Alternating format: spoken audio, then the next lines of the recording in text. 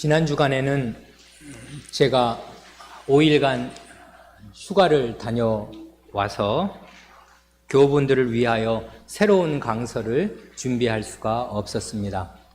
그래서 오늘 오전 예배와 오후 예배 시간에는 지금으로부터 만 3년 전에 우리 교회에 전한 말씀을 이 강설 프린트로 복습하도록 하겠습니다. 여기 2015년 11월 15일 주일 오전에 전한 말씀을 우리가 복습할 텐데, 이날이 어떤 날인지 기억하시는 교우분들 계실지 모르겠습니다. 이 강서를 전하기 5일 전 2015년 11월 10일 날 화요일에 그때 우리 존경하고 사랑하는 우리의 그 목사님께서 그토록 강건하셨는데 뜻하지 않게 갑자기 뇌출혈로 쓰러지셔서 병원에 입원하시게 되었습니다. 그래서 다 우리가 대단히 황망한 마음으로 주일을 맞았습니다. 그 전까지 한 1년 동안 수요기도회에서 대의리 문답 강설 한 편만을 준비하여 오던 저로서는 그때는 목사가 아니고 조사였는데 갑자기 이제 다음 날 수요기도회를 예정대로 인도하고 나면 목금토 3일 동안 주일 오전 성경 공부와 주일 오전 오후 예배를 인도하고 하나님 말씀을 전하여야 하였습니다. 아무런 준비가 없었고, 그래서 저도 교우분들과 함께 황망한 마음으로 그 전에 제가 신학생이었을 때 이제 준비하였던 강설 2편을 우리 교우분들에게 전하기로 하였습니다. 그 강설이 오늘 우리가 연이어 복습하게 될 2편의 강설입니다. 주님의 은혜로 지난 3년 동안 이렇게 교회가 한 주도 예배를 거르지 않고 평안하게 지내올 수 있게 하여 주신 것 감사드립니다. 특별히 오늘 배우게 될, 복습하게 될 2편의 강설이 제가 이렇게 원고를 처음부터 끝까지 정리한 마지막 강설이 됩니다. 그 이후로는 2주간이 지나고 나면 이제 새로운 강설을 늘 준비해야 하여서 그 뒤로는 한 번도 이렇게 제가 말씀드릴 내용을 다 원고로 정리할 수가 없이 그저 3페이지가량의 성경 말씀을 적은 그 요약한 내용들만을 가지고 하나님 말씀을 전하여 왔습니다. 이것이 목사의 연약함이고 한계입니다. 그러니 이렇게 미리 잘 준비할 수 있으면 그 말이 엇나가지 않고 그 말의 수위나 이런 것들이 다 미리 사전에 조절이 될 텐데 그러지 못하게 되니까 강단에 올라올 때마다 저는 마음이 늘 조마조마하고 또 강단을 내려가고 나면 많은 자책감을 느끼기도 하고 또 그런 말들을 집에서나 뭐 여러 경로로 듣게도 됩니다. 그러니 이런 점을 생각하시고 우리 교회의 현실과 목사의 약함이 요만큼이다 아시고 목사를 위하여 그 말이 그릇된 말이 강단에서 이렇게 준비 없이 나가지 않도록 우리 교우분들께서 주야로 기도하여 주시기를 바랍니다. 그래 이게 제가 원고를 정리한 마지막 강설이 됩니다. 앞으로 이렇게 원고를 정선해서 정리할 수 있는 날이 또 오게 될지 모르겠고 그렇게 되기를 바랍니다만 해보면 쉽지 않습니다. 우리 하나님 말씀을 낭독으로 듣겠습니다. 요한복음 15장을 펴놓으시면서 한 절 한 절 이게 주애를 한 것이니까 읽어가시면 좋을 줄로 압니다. 요한 사도는 요한복음을 기록한 목적을 이렇게 말합니다. 오직 이것을 기록함은 너희로 예수께서 하나님의 아들 그리스도이심을 믿게 하려 하며 또 너희로 믿고 그 이름을 힘입어 생명을 얻게 하려 함이니라. 요한복음 20장 31절 말씀입니다. 이 말씀대로 예수님께서 하나님의 아들이시요 그리스도이심을 바르게 알고 믿는 것이 곧 영원한 생명을 얻는 길입니다. 그러므로 예수님께서 그리스도이시라는 사실처럼 중대한 사실은 없습니다. 그런데 이 사실은 참으로 깊고 심오한 신비입니다. 이 사실은 10살 먹은 소년도 정직한 마음으로 복음을 들으면 이해하고 믿을 수 있는 사실인 동시에 노년에 이른 사도 바울 같은 분도 크도다 경건의 비밀이여 그렇지 않다 하는 이 없도다 하고 깊이 탐복할 수밖에 없는 신비 중의 신비입니다. 그래서 사도는 그리스도를 가리켜서 하나님의 비밀이라고 합니다. 그러니까 아무도 예수님께서 그리스도이신 사실을 알아야 할 대로 다 알았다고 말할 수가 없습니다. 그리스도께서는 크신 하나님이시고 그래서 평생을 배워도 또 새롭게 배울 것이 있는 분이십니다. 그리스도께서는 우리가 영원히 배울 주제가 되십니다. 그리고 그리스도를 안다는 것은 단순히 그분에 대한 지식의 증가를 의미하는 것이 아니라 그리스도와 더불어 인격적인 사귐을 나누면서 그 사귐이 점점 더 깊어지는 것을 뜻합니다. 우리가 친구를 사귈 때도 1년 사귀었을 때의 깊이가 다르고 10년, 20년 사귀었을 때의 깊이가 다르지 않습니까? 그리스도를 알고 친밀한 사귐을 나누는 것도 그와 마찬가지입니다. 예수님께서 그리스도이신 사실은 크고도 깊은 사실이기 때문에 우리 주님께서도 자신이 그리스도이신 사실을 우리가 좀 더 잘 이해할 수 있게 하시려고 할 수 있는 대로 여러 가지 비유어들을 써서 가르치셨습니다. 요한복음에서만 보더라도 주님께서는 6장에서는 자신을 생명의 떡, 이거 음식이죠.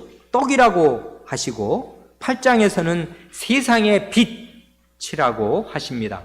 그리고 10장에서는 양의 문, 양들이 들어갔다 나왔다 하는 그 문이라 하시고 또한 선한 목자라고도 하십니다. 그런가 하면 그 다음 11장에서는 나는 부활이요 생명이니 라고 하시고 14장에서는 내가 곧 길이요 진리요 생명이니 라고 말씀하십니다. 이들 각각의 말씀을 잘 살펴보면 그리스도께서 어떤 분이신가를 더 깊이 배우고 믿을 수 있습니다. 그런데 오늘 우리가 본문으로 읽은 이 요한복음 15장 1절에서는 내가 참 포도나무요 내 아버지는 그 농부라 하고 말씀하십니다. 우리가 믿는 대로 주님께서는 참 하나님이시요 참 사람이신데 그러하신 분이 자신을 가리켜 포도나무, 나무라고 하십니다.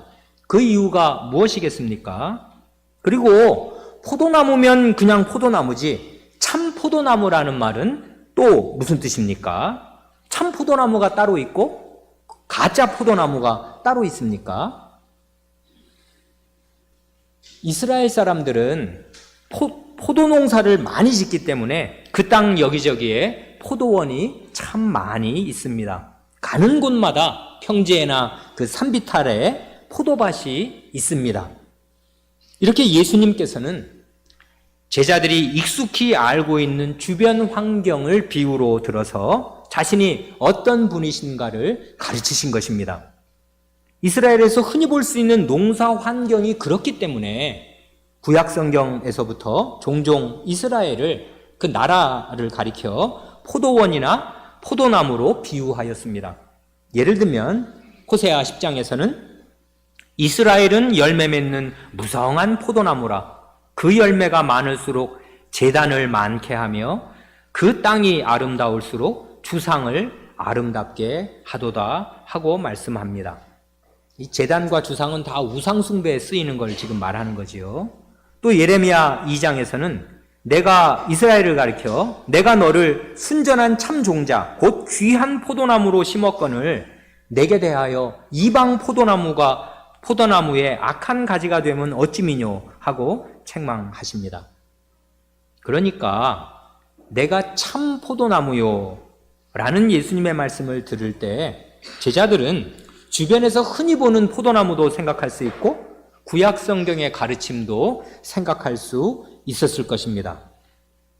그런데 이스라엘을 가리켜 포도나무나 포도원이라고 하신 구약 성경의 앞뒤 문맥을 살펴보면 거의 모두가 무서운 책망과 심판을 선고하는 내용입니다. 그 이유는 이스라엘이라는 포도나무가 좋은 포도 열매를 맺지 않고 몹쓸 열매만을 맺었기 때문입니다. 이사야 5장에 내가 좋은 포도 맺기를 기다렸거늘 들포도를 맺힘은 어찌민고 라고 하신 말씀과 같습니다. 그래서 결국 구약의 포도나무인 이스라엘은 찍혀버리게 되고 만 것입니다. 구약교회인 이스라엘은 망하고 말았습니다. 바로 이러한 구약의 배경에서 내가 참 포도나무라고 하신 주님의 말씀이 이해됩니다. 주님께서 자신을 참 포도나무라고 하신 이유는 좋은 열매를 맺는데 실패하여 멸망당한 구약의 이스라엘과 자기 자신을 대조하시는 것입니다. 주님께서는 내가 참 포도나무요 라는 이 한마디 말씀으로 자기 자신을 구약의 온 이스라엘과 대비하십니다. 그러므로 이 말씀의 무게는 참으로 막중합니다. 실로 예수님 한 분의 무게가 이스라엘 온 나라의 무게와 맞먹을 뿐 아니라 오히려 그 이상입니다. 예수님께서는 어느 한 시대의 이스라엘만이 아니라 에덴 동산과 출애굽 이후로 예수님 당대까지 이어져 내려온 몇천 년의 역사를 가진 구약의 이스라엘 전체와 대조하여서 자신을 참 포도나무라고 말씀하는 것이기 때문입니다. 과연 예수 그리스도의 생애는 구약 이스라엘의 역사를 자기 자신 안에 압축적으로 재현하면서 이스라엘의 실패를 만회하는 것이었습니다. 이스라엘의 12지파가 된 야곱의 일가가 애굽으로 내려갔듯이 예수님께서도 어린 시절에 애굽으로 내려가셨습니다. 또한 이스라엘이 광야에서 시험을 받았듯이 예수님께서도 광야에서 시험을 받으시되 승리하셨습니다.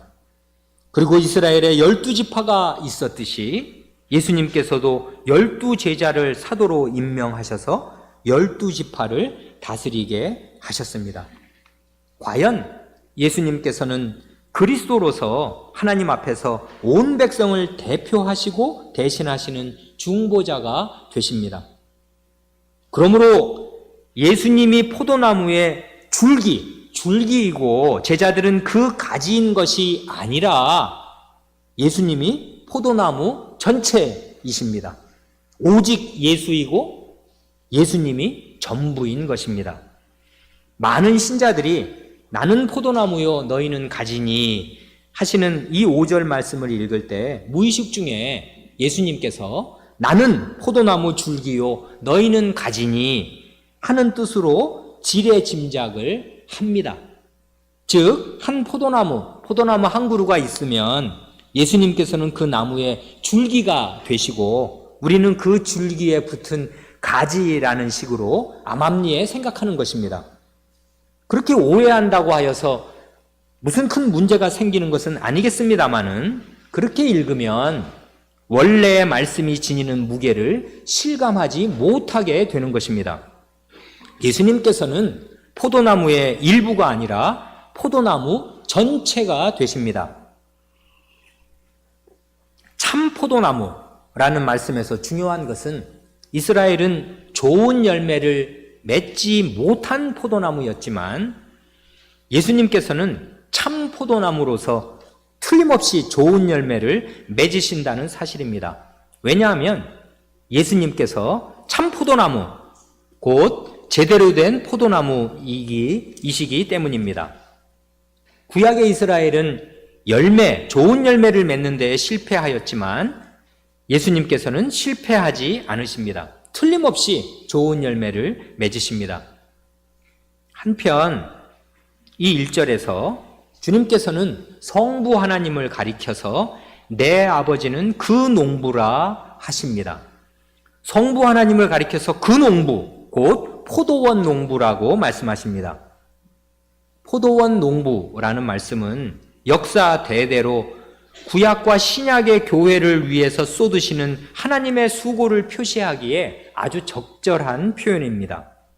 농부는 수고하는 농부이고 땅에서 나는 귀한 열매를 바라고 길이 참아 이 이른 비와 늦은 비를 기다리는 사람이기 때문입니다. 땅이 단단하면 그것을 파서 잘게 부서뜨려야 합니다. 특히 수많은 돌들을 일일이 골라내기 위해서 큰 수고를 하여야 합니다. 대개 포도원은 산비탈에 많이 있기 때문에 그 일조량 때문에 말이에요. 농부는 건기에 따갑게 내려쬐는 햇볕을 등에 다 받으면서 땀 흘려야 합니다. 이사야서 5장을 보면 포도원 농부의 수고를 67가지로 자세히 묘사합니다. 즉 포도원 농부는 땅을 파고 돌을 골라내고 좋은 포도나무를 심으며 망대를 세우고 포도주 틀을 팝니다. 그리고 울타리와 담도 만듭니다. 그리고 난 뒤에 포도나무가 좋은 열매 맺기를 기다립니다. 성부 하나님을 가리켜서 내 아버지라고 말씀하신 하나님의 아드님은 포도원 농부이신 자신의 아버지께서 역사 대대로 그 백성 안에서 이렇게 수고로이 일하시는 모습을 잘 보고 알았습니다.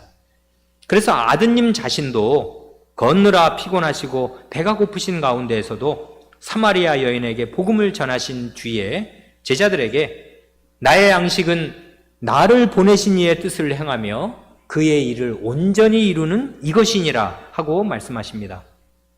또한 안식년에 38년 된 병자를 고치신 일로 자신을 핍박하는 유대인들을 향하여서는 내 아버지께서 이제까지 일하시니 나도 일한다 하고 말씀하십니다. 성자께서는 과연 그 아버지의 그 아들이십니다.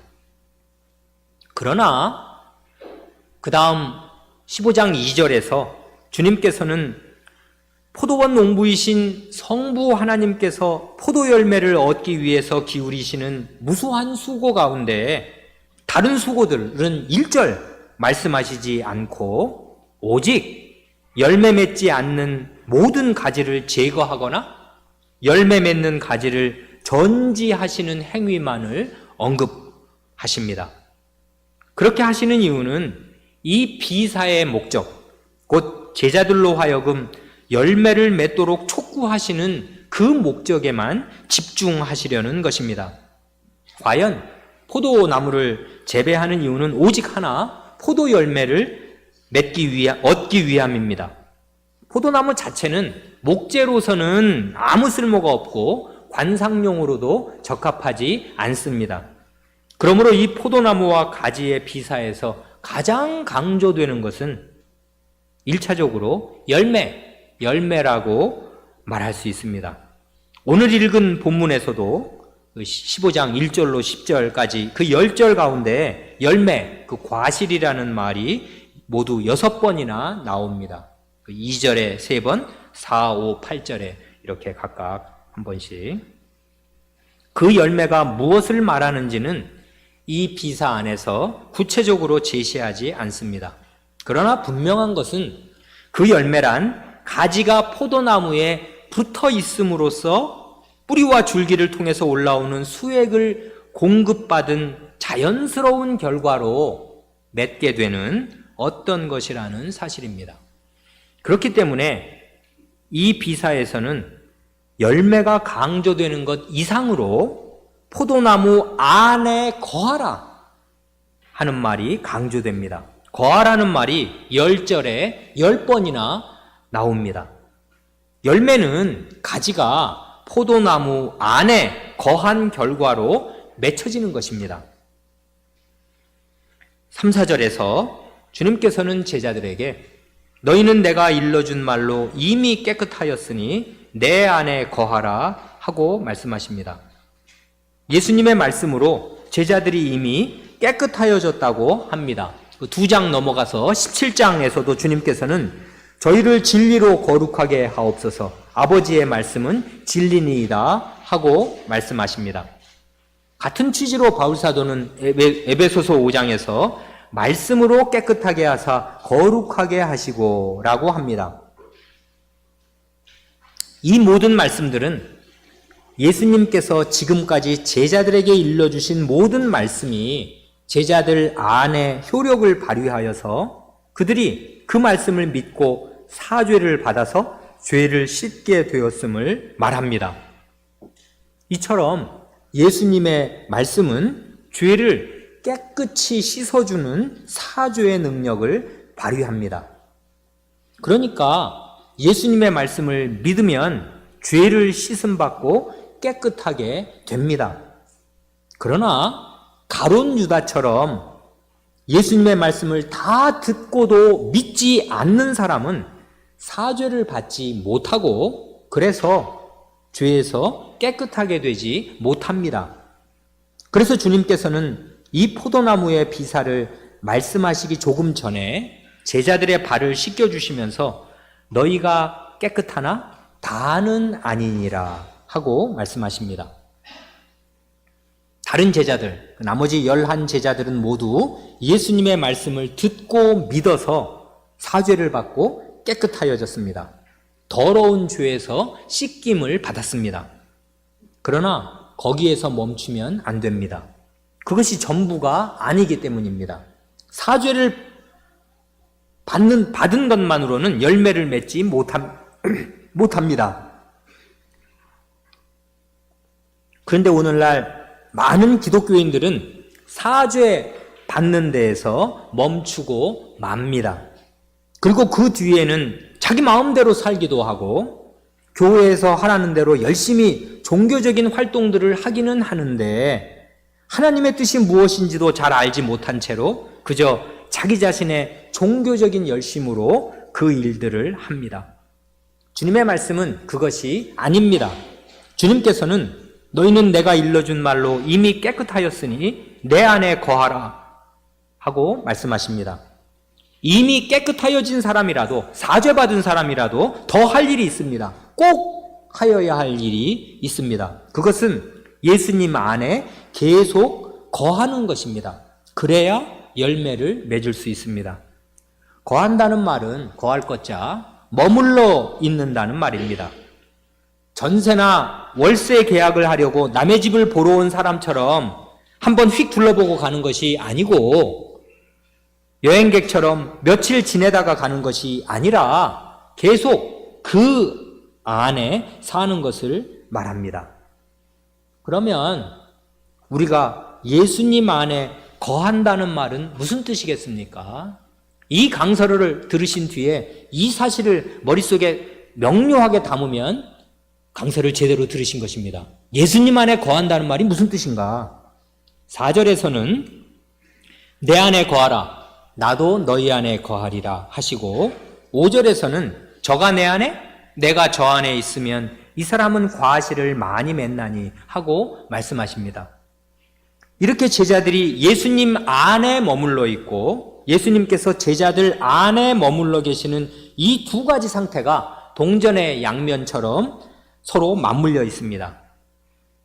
실제 나뭇가지에게는 나무에 거하라는 명령을 하지도 않고 할 필요도 없습니다.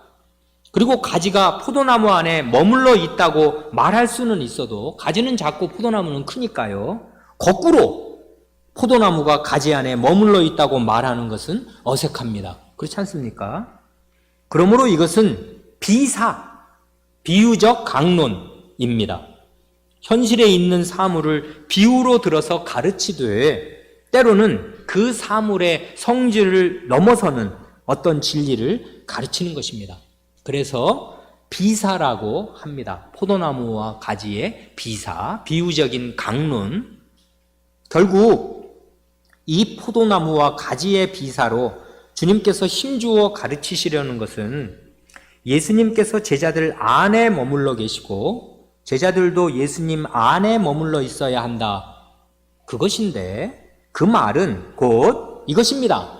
인격 대 인격으로 상호작용을 하면서 서로 밀접하게 연결되어 있는 것을 말합니다. 그 긴밀한 관계가 마치 포도나무에서 수액을 끊임없이 공급받는 것처럼 하루도 잠시도 떨어져 있지 않고 항상 생명으로 연결되어 있어야 하는 것을 가리키는 것입니다. 그러니까 예수님의 말씀을 믿어서 사죄를 받고 죄에서 깨끗하게 된 사람은 그리스도 안에 머물러 있기를 힘써야 합니다. 그래야만 하나님께서 요구하시는 열매를 맺을 수 있습니다. 주님께서는 4절에서 가지가 포도나무에 붙어 있지 아니하면 저절로 과실을 맺을 수 없음 같이 너희도 내 안에 있지 아니하면 그러하리라 하고 말씀하시고, 5절에서는 더욱더 강력한 어조로 나를 떠나서는 너희가 아무것도 할 수 없음이라 하고 말씀하십니다. 과연 그렇습니다. 포도나무에서 떨어져 있는 가지가 스스로 열매를 맺을 수는 도저히 없습니다.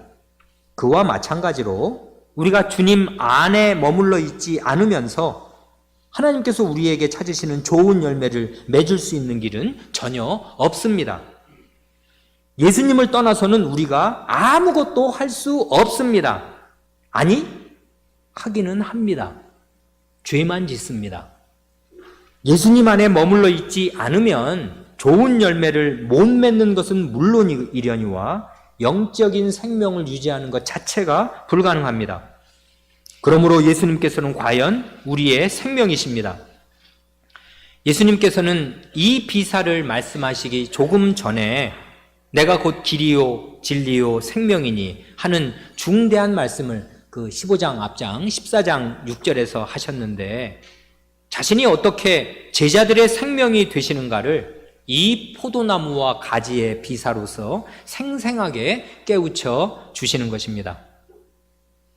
요한복음 그 5장에서는 주님께서 내가 진실로 너희에게 이르노니 아들이 아버지의 하시는 일을 보지 않고는 아무것도 스스로 할 수 없나니 하고 말씀하시고, 좀 밑에 5장 30절에서도 내가 아무것도 스스로 할 수 없노라 듣는 대로 심판하노니 나는 나의 원대로 하려 하지 않고 나를 보내신 이의 원대로 하려는 거로 내 심판은 의로우니라 하고 말씀하십니다. 죄가 하나도 없으신 제2위의 하나님께서 자기 자신의 뜻을 버리고 오직 아버지께 보고 들은 대로만 행하실진데, 죄인으로서 구원을 받고 여전히 자기 안에 남아있는 죄와 씨름하지 않을 수 없는 제자들이 자신의 뜻을 버리고 그리스도께 보고 들은 대로만 행해야 한다는 것은 너무도 분명하고, 그리스도를 떠나서는 아무것도 할 수 없다는 사실은 너무도 당연합니다. 그러므로 우리는 나를 떠나서는 너희가 아무것도 할 수 없음이라, 가치 있는 아무것도 할 수 없음이라 하시는 주님의 말씀에 우리 자신을 늘 비추어 보면서 우리의 마음과 생활을 돌이키고 또 돌이키지 않을 수 없습니다. 왜냐하면 2절에서 무릇 과실을 맺는 가지는 더 과실을 맺게 하려 하여 이를 깨끗게 전지하시느니라 하시는 말씀대로 우리가 좋은 열매를 맺는 가지라고 하여도 더 좋은 열매를 맺기 위해서는 여전히 버려야 할 것과 깨끗하게 되어야 할 요소들이 많이 남아있기 때문입니다. 바울 사도는 자신의 삶의 자세를 고백하기를 내가 그리스도와 함께 십자가에 못 박혔나니 그런즉 이제는 내가 산 것이 아니요 오직 내 안에 그리스도께서 사신 것이라. 이제 내가 육체 가운데 사는 것은 나를 사랑하사 나를 위하여 자기 몸을 버리신 하나님의 아들을 믿는 믿음 안에서 사는 것이라 합니다. 또한 교회에 대해서도 권면하기를 누구든지 그리스도와 합하여 세례를 받은 자는 그리스도로 옷 입었느니라 하고, 오직 주 예수 그리스도로 옷 입고 정욕을 위하여 육신의 일을 도모하지 말라고 합니다. 사람이 맨몸으로 돌아다니는 일이 없고 항상 옷을 입고 다니듯이 그리스도인에게서는 항상 그리스도만이 나타나야 한다는 것입니다. 그리스도로 옷 입지 않고 무슨 일을 하거나 다른 사람을 대하는 사람은 벌거벗은 맨몸으로 돌아다니는 것과 마찬가지입니다. 그러므로 그리스도를 떠나서는 내가 아무것도 할 수 없다 하는 것이 우리의 날마다의 고백이 되어야 하겠습니다. 그러면 이게 더 실제적인 건데요. 우리가 어떻게 하여야 예수님 안에 계속 머물러 있을 수 있겠습니까? 7절에서 주님께서는 너희가 내 안에 거하고 내가가 아니라 내 말이 너희 안에 거하면 무엇이든지 원하는 대로 구하라. 그리하면 이루리라 하고 말씀하십니다. 제자들이 예수님 안에 거한다는 말은 4절이나 5절과 이 7절이 매 한 가지입니다. 그런데 한 가지 조금 달라진 것이 있습니다. 4절과 5절에서는 예수님께서 제자들 안에 거하시는 것을 말씀하시는데 여기 7절에서는 내 말, 예수님의 말씀이 너희 안에 거하면 이라고 하셔서 예수님의 말씀이 제자들 안에 거하는 것을 말씀하십니다. 그러니까 예수님께서 제자들 안에 머물러 계시는 것이나 예수님의 말씀이 제자들 안에 머물러 있는 것은 사실상 같은 것이라는 사실을 알 수 있습니다. 이처럼 예수님의 말씀은 곧 예수님 자신과 동일시됩니다. 그렇다면 우리가 예수님 안에 계속 머물러 있는 비결은 한 가지입니다. 그것은 곧 우리가 예수님의 말씀 안에 계속 머물러 있는 것입니다. 거꾸로 표현해도 됩니다. 예수님의 말씀이 우리 안에 계속 머물러 있는 것입니다. 요한 사도는 요한일서 2장에서 너희는 처음부터 들은 것을, 처음 믿을 때부터 들은 것을 너희 안에 거하게, 머무르게 하라. 처음부터 들은 것이 너희 안에 거하면 너희가 아들의 안과 아버지의 안에 거하리라 하고 말씀합니다. 이렇게 볼 때 신자의 생활은 처음부터 끝까지 예수님의 말씀으로 이루어진다고 말할 수 있습니다. 즉 신자는 예수님의 말씀을 믿어서 죄사함을 받고 깨끗하게 되며 그 뒤에도 늘 예수님의 말씀 안에 머물러 있어야 하는 것입니다. 예수님의 말씀이 처음이요 마지막입니다. 그러므로 오직 말씀입니다. 한 가지 주의할 점이 있습니다. 예수님의 말씀 안에 거한다는 말이나 오직 말씀이라는 말은 신자가 성경 공부를 많이 하여서 성경 지식을 머릿속에 많이 쌓는 것을 말하는 것이 아닙니다. 지식은 어떤 지식이든 간에 사람을 교만하게 하기 쉽습니다. 그래서 고린도전서 이번 주에 우리가 읽을 8장 1절은 지식은 교만하게 하며 사랑은 덕을 세우나니, 사랑은 교회를 세우나니 합니다. 주님께서 내 말이 너희 안에 거하면 이라고 말씀하실 때 그 말씀은 다른 종교에서처럼 단순히 경전에 있는 죽은 문자들을 가리키는 것이 아니라 내 말, 곧 언제나 살아계시는 주님 자신의 말씀을 가리킵니다. 성경 말씀의 배후에는 언제나 살아계신 그분의 생생한 인격이 뒷받침되어 있는 것입니다. 그러므로 우리는 강서를 듣거나 성경 말씀을 읽을 때는 언제든지 살아계신 그분의 인격을 의식하지 않으면 안 됩니다. 그저 일반 책을 읽거나 강연을 듣는 태도로 대하여는 완전히 그릇된 자세로 그분의 말씀을 대하는 것입니다. 그러므로 우리는 강서를 듣거나 성경을 펼칠 때 우리가 살아계신 하나님의 어전에 있다는 사실을 인식하여야 합니다. 그래야 그 말씀을 올바로 들을 수 있고 그 말씀이 내 안에서 살아계시는 주님의 말씀으로 작용하게 됩니다. 중요한 것은 그리스도의 말씀을 믿고 사죄를 받은 신자는 그 이후로도 언제나 그 말씀을 매개로 하여서 계속 주님과 생생하고 인격적인 교제를 나누는 생활을 하여야 한다는 것입니다. 그런 생활이 없으면 결코 열매, 사는가 싶이 사는 그 열매 말이에요. 그런 열매를 맺을 수가 없습니다. 7절에 주님께서는 너희가 내 안에 거하고 내 말이 너희 안에 거하면 무엇이든지 원하는 대로 구하라. 그리하면 이루리라 하고 기도 응답을 약속하십니다.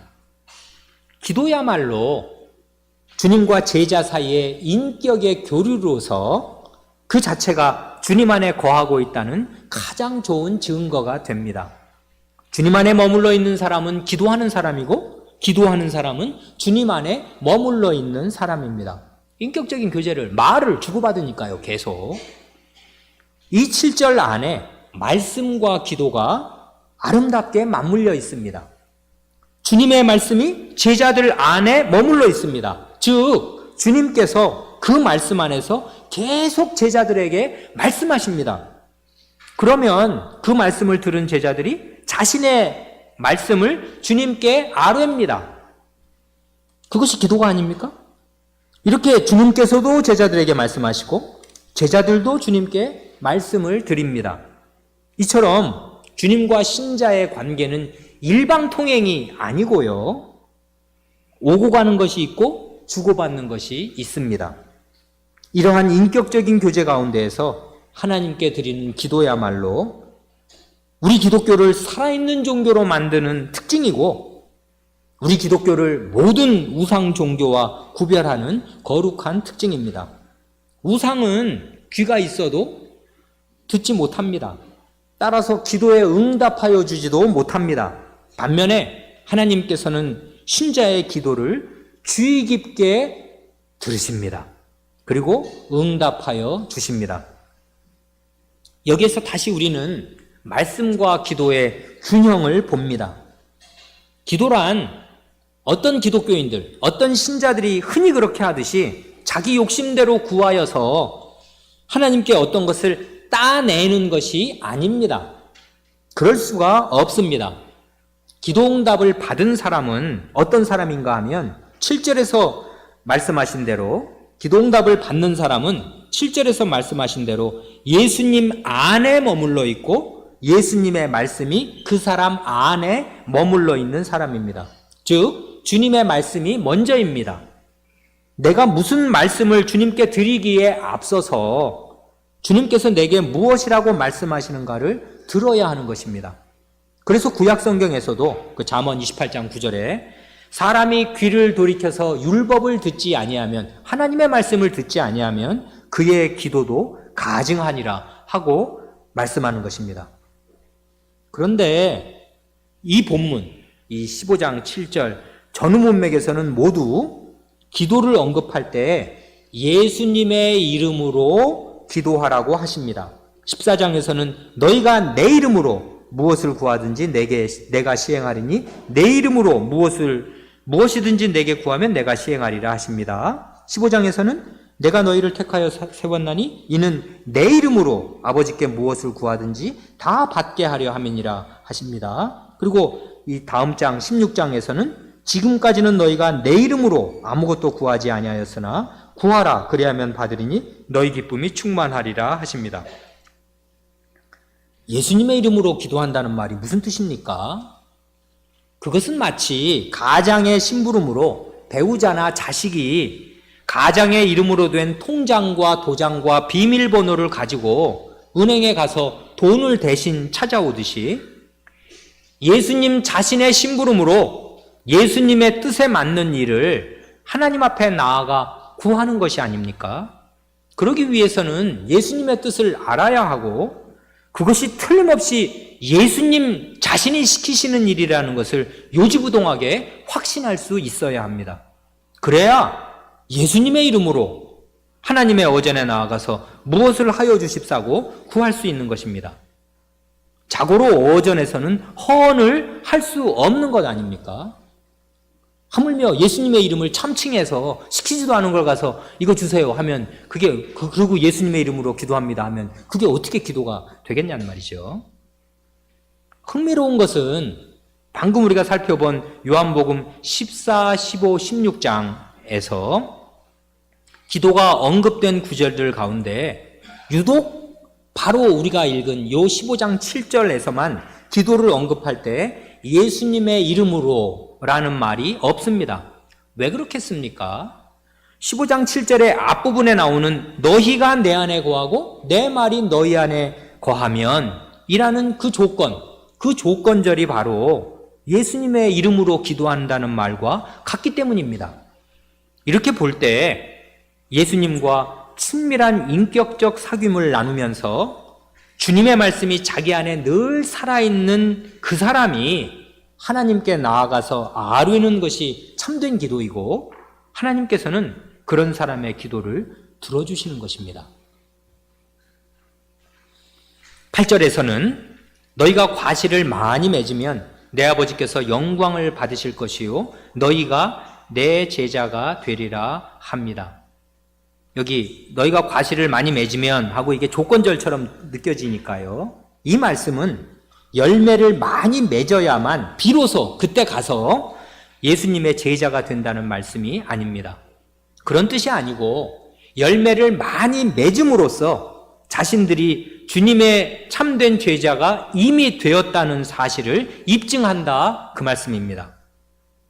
이 말씀을 바르게 이해하기 위하여서는 이 8절을 앞에 나오는 7절과 연결시켜서 읽어야 합니다. 즉 7절에서 너희가 내 안에 거하고 내 말이 너희 안에 거하면 무엇이든지 원하는 대로 구하라. 그리하면 이루리라 하셔서 너희 곧 제자들이 예수님 안에 거하는 것과 예수님의 말씀이 제자들 안에 거하는 것이 기도응답과 밀접하게 관련되어 있음을 말씀하셨습니다.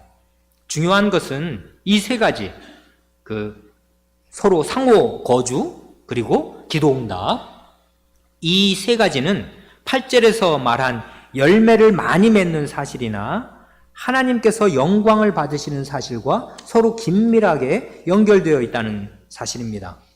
그러니까 열매를 맺는다는 것은 자신의 열심과 능력과 지혜로 맺을 수 있는 것이 아니라 우리가 예수님 안에 거하고 예수님의 말씀이 우리 안에 거하는 생활의 자연스러운 결과로 맺혀지는 어떤 것입니다.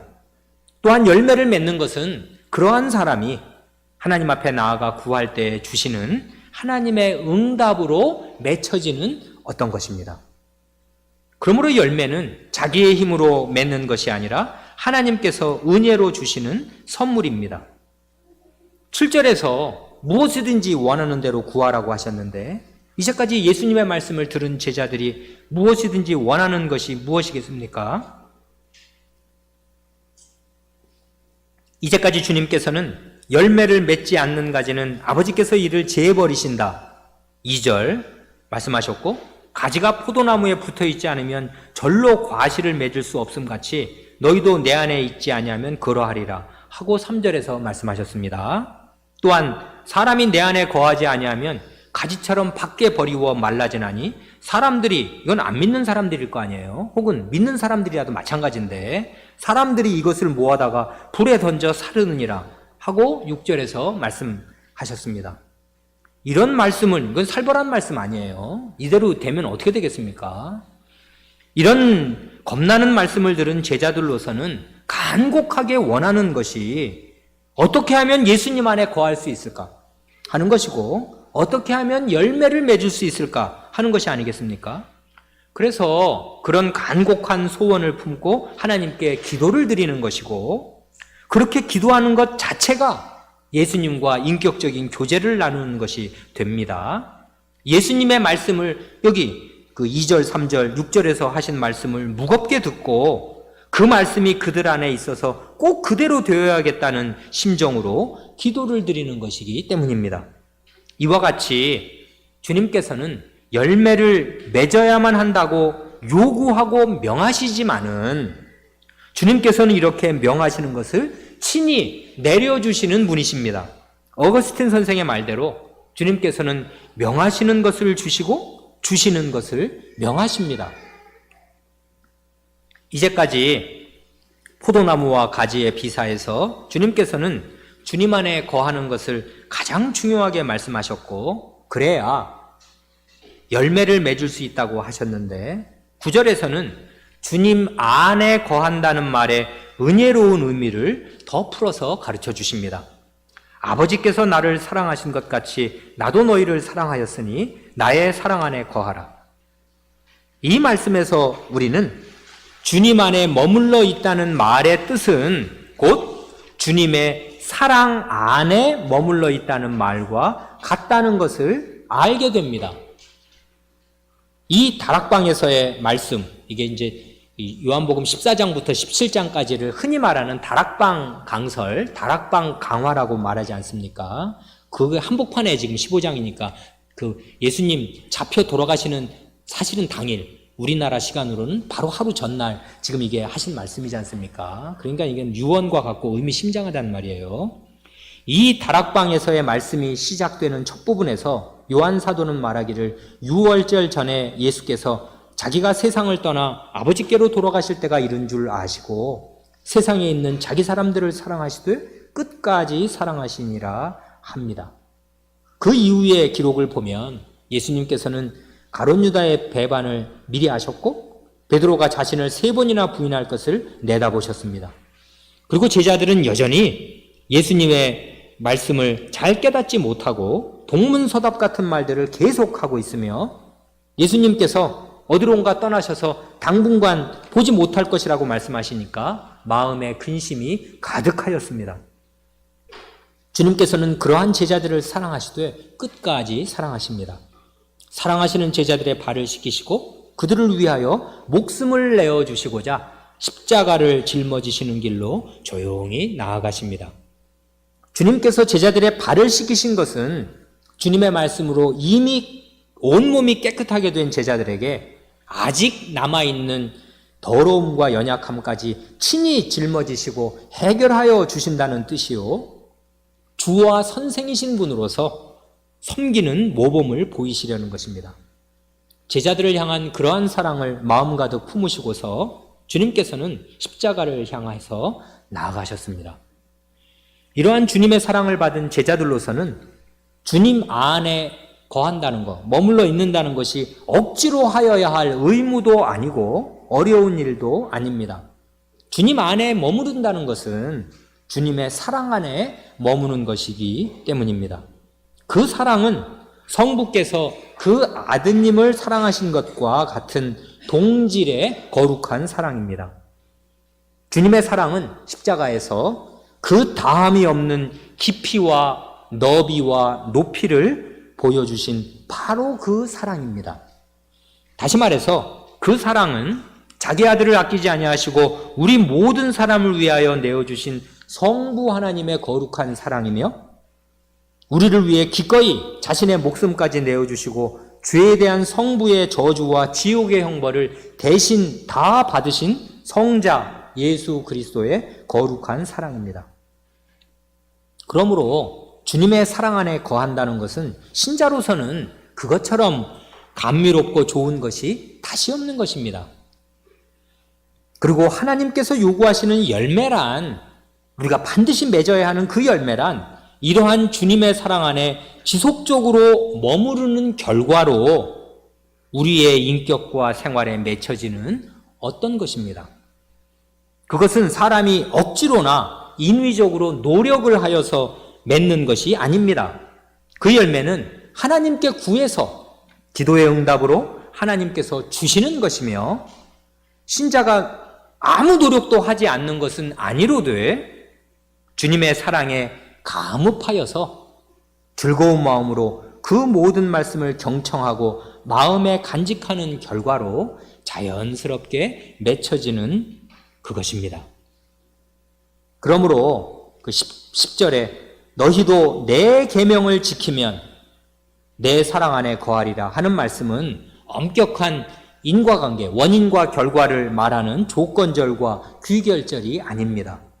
이 말씀을 하시기에 앞서서 제자들을 끝까지 사랑하신 주님의 사랑이 있고 나의 사랑 안에 거하라 하시는 따뜻한 권고의 말씀이 있기에 그렇습니다.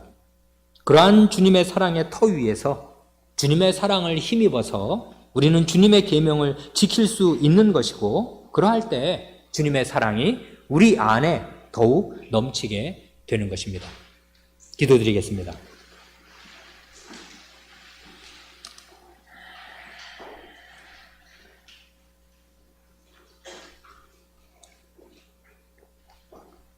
주님, 가지가 포도나무에 붙어 있지 아니하면 저절로 열매를 맺을 수 없음같이 저희 각 사람도 주님 안에 있지 않으면 아무 열매도 맺을 수 없다고 말씀하시오니 저희가 저희를 위하여 아드님을 내어주신 성부 하나님을 기쁘시게 할 열매를 맺기 위하여 주님 안에 항상 머물러 있게 하여 주시고 주님의 사랑 안에 머물러 있게 하여 주시며 주님의 말씀 안에 늘 머물러 있게 하여 주시기를 구하옵니다.